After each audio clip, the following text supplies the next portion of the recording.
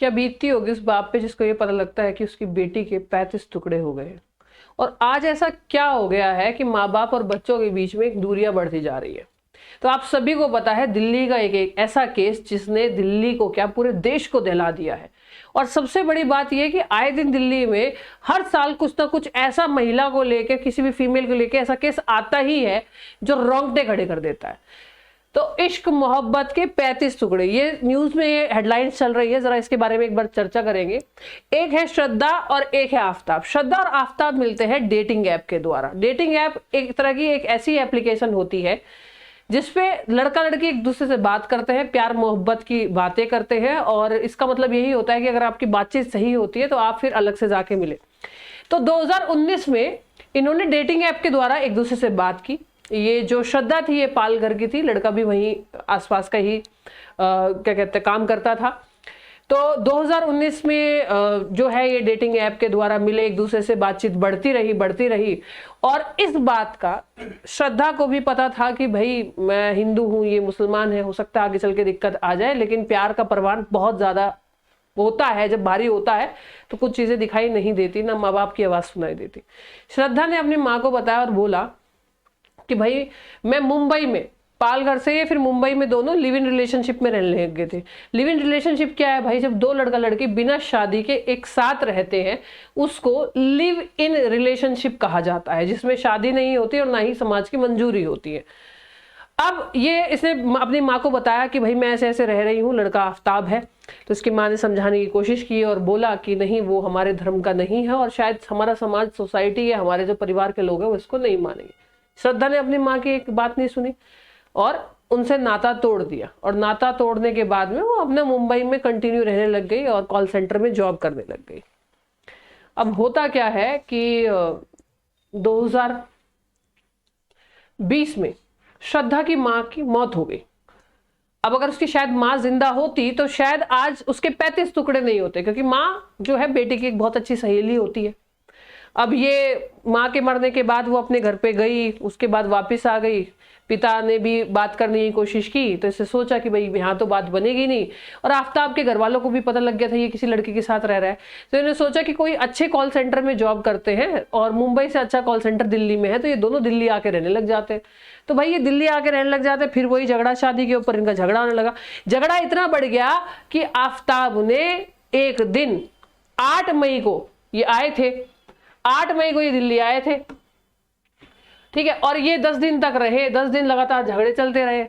18 मई को झगड़ा इतना ज्यादा बढ़ गया, यानी 10 दिन बाद 18 मई को झगड़ा इतना ज्यादा बढ़ गया, भाई लड़के ने गला दबा दिया।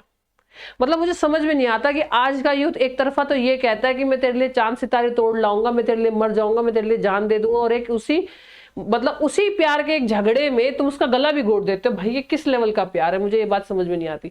अगर साथ नहीं रहना था तो सिंपल रूप में भाई मैं नहीं कर सकता शादी, तुम अपने रास्ते में अपने रास्ते, इस तरह से भी तो बातें समझाई जा सकती है।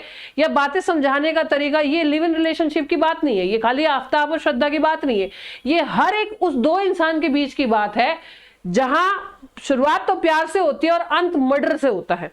तो आपस में बात करके भी तो इंसान अलग हो सकता है, झगड़ा करके हो सकता है, गुस्सा करके हो सकता है, या मार पिटाई या मर्डर ही इसका हल है। मेरे को तो ये बात समझ में नहीं आती। ये बात भी समझनी जरूरी है कि जब आप किसी से इतना प्यार करते हैं आपस में, तो इस बात का हल बात करके भी तो निकाला जा सकता है। भाई उसने गला घोट दिया, गला घोटने के बाद इसने सोची कि क्या करूं मैं, तो भाई सबसे पहले इसने खरीदा एक फ्रिज, और आजकल बहुत सारी डेटिंग ऐप चल रही है, डेटिंग ऐप के द्वारा ही वो मिले थे। ये फ्रिज खरीदा, इस फ्रिज में ही उसकी लाशें रखी गई थी। तो पहले तो उसने क्या करा, ये घर है वो जिसमें रहते थे, ठीक है, तो इसने क्या करा, पहले तो लाश को मारा, काटा, काटने के बाद भाई पूरी रात उसी के साथ में रहा और सो गया कि भैया सुबह देखेंगे क्या होगा। सुबह जाके लेके आया फ्रिज, आरी और पॉलिथीन, और इसी फ्रिज के अंदर उसके टुकड़े डाल दिए, बाथरूम में रख के काटा। अब एक टाइम पे तो पूरी लाश काटनी बड़ी मुश्किल थी, तो 19 मई तक इसने लाश काटी, उसके बाद आगे कंटिन्यू काटी। इसी फ्रिज के अंदर वो लाश रखता था, इसी फ्रिज के अंदर दूध रखा था, इसी फ्रिज के अंदर सब्जी रखता था। भाई हम तो किसी की लाश देख ले तो खाना ना खाया जाए, सोचो कि कितना कट्टर होगा वो इंसान। और जोमेटो से खाना मंगवा लेता था अगर भूख लगती थी तो, रोज रात को 2 बजे निकलता था। अच्छा दिमाग कितना तेज, ये देखो तुम, कि रोज रात को 2 बजे निकलता था और सही रोज रात को 2 बजे फेंक के आता था। एक जगह फेंक के नहीं आता था कि टुकड़े आपस में ना मिल जाए, अलग अलग जगहों पे ये पन्नी में लाश को फेंक के आता था। वो 35 टुकड़े इसने ठिकाने लगा दिए और वो 35 टुकड़े ठिकाने लगे हैं 19 मई से लेके 5 जून तक ये लगातार सिलसिला चला इसका। ठीक है, पूरे लास्ट जो टुकड़ा था वो 5 जून को इन्हें ठिकाने लगा दिया था।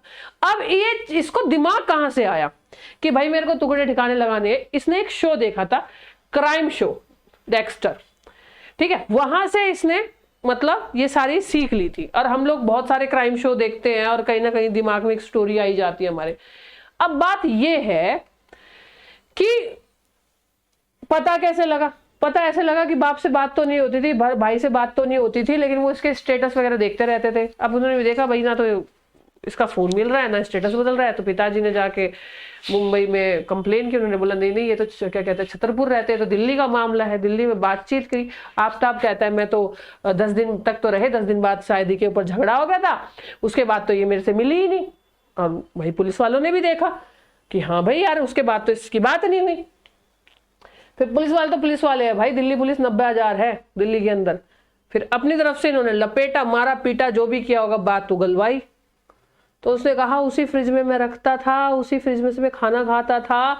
और तुम सोचो कि उस फ्रिज के अंदर कितने टुकड़े थे उस लड़की के कि 35 टुकड़ों में तोड़ा। सोचो कि अगर 20 बार भी फेंक आया तो 15 टुकड़े तो रह ही गए भाई।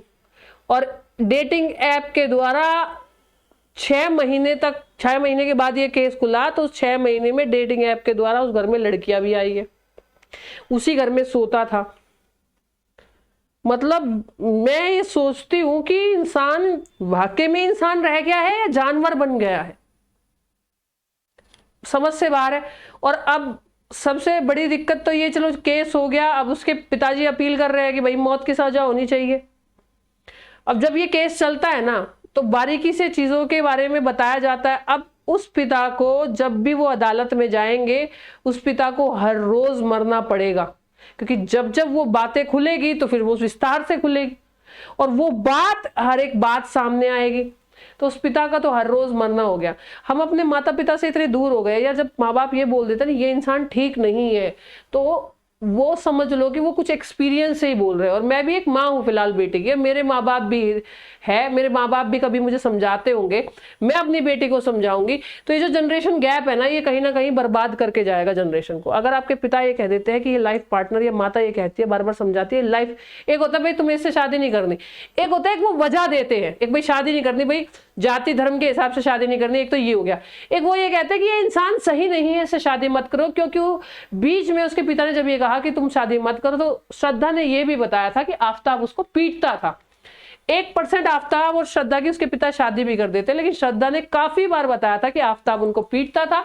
तो जब भी उसके पिताजी बोलते थे कि इस रिश्ते से बाहर निकल जाओ, तो वो कहते थे नहीं नहीं, मतलब अब हमारे बीच में बातचीत हो गई, सुलह हो गई है। तो कहीं ना कहीं माँ बाप को महसूस हो जाता है कि ये इंसान सही है या नहीं है।